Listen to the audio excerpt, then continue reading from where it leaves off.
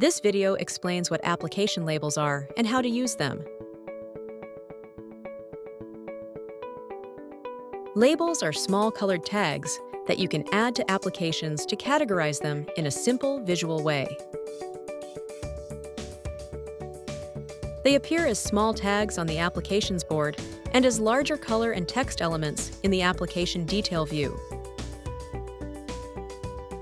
You can filter by labels on both the board and table views to quickly find the applications you need.